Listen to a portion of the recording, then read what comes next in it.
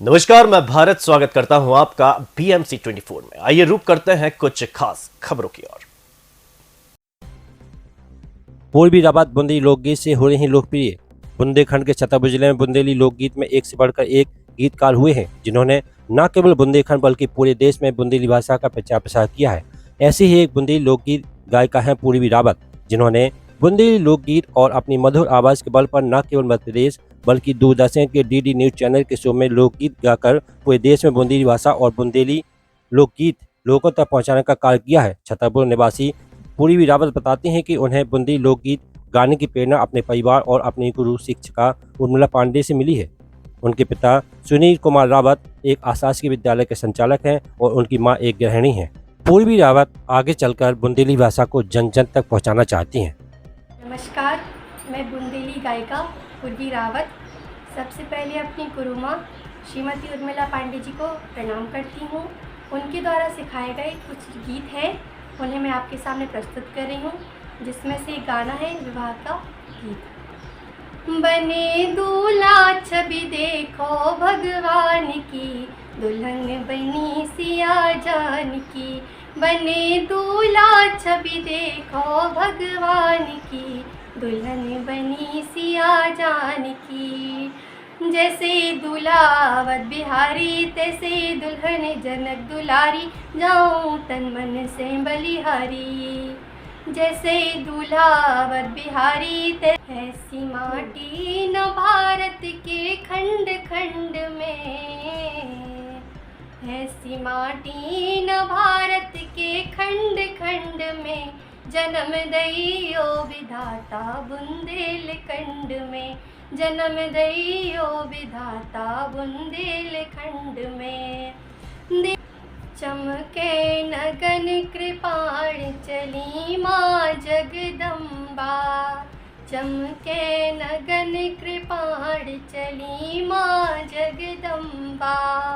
जगदम्बा माई जगदम्बा, जगदम्बा माई जगदम्बा। चमके नगन कृपाण चली माँ जगदम्बा। जी, मेरा नाम पूर्वी रावत है। अच्छा, आप कहाँ की रहने वाली हैं? जी, मैं छतरपुर मध्य प्रदेश की रहने वाली हूँ। अच्छा, जैसे कि आप बुंदेली लोक गायिका हैं और दूरदर्शन आकाशवाणी कलाकार भी हैं, तो मैं जानना चाहती हूँ आपकी आवाज़ के माध्यम से कि आपको संगीत की प्रेरणा कहाँ से मिली? संगीत की प्रेरणा, हमारा परिवार जो है वो सभी संगीत प्रेमी हैं, सभी गाते हैं। और हमारे जो दादाजी थे वो भी गाना गाते थे, बजाते थे, तो उनको ही देख के हमें ये प्रेरणा मिली है। अच्छा, तो आपकी क्या ग्रेजुएशन जो आपने कंप्लीट किया है, क्या संगीत प्रभाकर से है? नहीं, मैंने BSc मैथ से किया है, महाराजा कॉलेज से। अच्छा, बहुत बढ़िया। तो फिर जब आपकी ग्रेजुएशन संगीत से नहीं है, तो ग्रेजुएशन करने के बाद आपको कैसे लगा कि मुझे संगीत में आगे जाना चाहिए और बुंदेली को आगे बढ़ाना चाहिए, आगे उठाना चाहिए? क्या है कि मैंने ग्रेजुएशन जब कंप्लीट किया तो उसके पहले इतना ध्यान नहीं था कि हमें संगीत में ही आगे बढ़ना है, क्योंकि पढ़ाई इतनी ज़्यादा थी। लेकिन जैसे ग्रेजुएशन कंप्लीट हुई तो फिर हमने पिताजी से कहा कि अब तो हमें संगीत में ही जाना है, तो किसी योग्य गुरु की खोज कीजिए आप, और जो भी सही गुरु हों उनके पास हमें भेजिए और हमें संगीत सिखाइए। अच्छा, तो आपने संगीत प्रभाकर किस विद्यालय से किया है? जी, मैंने पूनम संगीत महाविद्यालय जो छतरपुर में ही है, सटई रोड पे, जो बुंदेली लोक गायिका उर्मिला पांडे जी का ही है, वहाँ से मैंने किया। अच्छा, तो आप कैसे आगे बढ़ी? किन की प्रेरणा आपके साथ रही? आपके मार्गदर्शन कौन है जो आप इतनी ऊंचाइयों पे, बड़े बड़े मंच पर आपको गाने का मौका मिला, तो आप किसको श्रेय देना चाहती हैं? जी, तो सबसे पहले तो मेरी जो गुरु माँ है उनको मैं प्रणाम करती हूँ। उन्होंने मेरा बहुत साथ दिया, मुझे बहुत कुछ सिखाया है।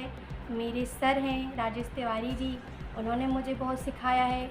और परिवार में मेरे दादाजी, मेरे पिताजी, मेरी दादी, मतलब परिवार में सभी ने हमें प्रोत्साहित किया इसमें आगे बढ़ने के लिए। अच्छा, तो मैं ये जानना चाहती हूँ, क्या उर्मिला पांडे जी को सुना है कि राष्ट्रपति पुरस्कार, लता मंगेशकर पुरस्कार राष्ट्रपति द्वारा प्राप्त है, तो क्या कभी आपको उनके साथ बड़ी मंचों पर गाने का मौका मिला? क्या जी, वो जी। उन्होंने आपने उनके साथ भी गाया है? जी, जी, मैंने उनके साथ कई मंच साझा किए हैं। अच्छा अच्छा जैसे कि हम लोगों ने भोपाल में भारत भवन किया अच्छा है अच्छा और दूरदर्शन में भी किया है, दिल्ली भोपाल में। अच्छा और भी बहुत सारे कार्यक्रम हैं। बहुत सारों के तो नाम भी मुझे याद नहीं है, अच्छा, लेकिन अच्छा। मैंने बहुत सारे कार्यक्रम बुआ जी के साथ हाँ किए हाँ हैं। हाँ। मतलब आपको जो जिन्होंने लता मंगेशकर पुरस्कार प्राप्त है राष्ट्रपति द्वारा, मतलब उनके साथ भी आपको मंच पर जाने का मौका मिला, जी, जी। तो आप आगे बढ़ने का श्रेय भी उन्हीं को देना चाहेंगे? जी, जी, बिल्कुल। अच्छा अच्छा। तो अब आगे आप क्या करना चाहती हैं? आगे पढ़ाई तो मेरी चल ही रही है, लेकिन बस अब एक ये मन में इच्छा है कि लोग क्या है कि हमारे यहाँ के जो लोग हैं वो बुंदेली को ज़्यादा सुनना पसंद नहीं अच्छा अच्छा, करते। बुंदेली संस्कृति को आप आगे बढ़ाएंगी जी, जी। किस तरीके से, क्या उद्देश्य को लेकर आप बुंदेली में, क्योंकि गाने तो बहुत हैं, जी। बॉलीवुड में भी गाने हो रहे हैं, लेकिन आपने बुंदेली को चुना, तो क्या कुछ आपका मुख्य उद्देश्य है? जैसे हर देश की, हर राज्य की अपनी एक भाषा होती है, तो हमारी भी बुंदेलखंडी भाषा है। तो मैं चाहूँगी कि हमारी जो युवा पीढ़ी है वो इन गीतों को सुने। फूहड़ गीतों के अलावा ये बहुत ही पारंपरिक, बहुत ही मर्यादित सारे गीत हैं जो हमने सीखे हैं, हम आपको सुनाएंगे। तो आप इन गीतों के माध्यम से आप देखिए कि हमारा बुंदेलखंड और बुंदेली भाषा कितनी सुंदर है, तो आपको गाने के माध्यम से सब पता चलेगा। तो इसलिए आप इन गानों को सुनिए और सभी बच्चे आगे बुंदेली को लेकर चलिए। बहुत बहुत धन्यवाद पूर्वी जी आपका कि आपने हमारे चैनल को समय दिया है, और आपसे मिलके बहुत अच्छा लगा है। धन्यवाद। बहुत बहुत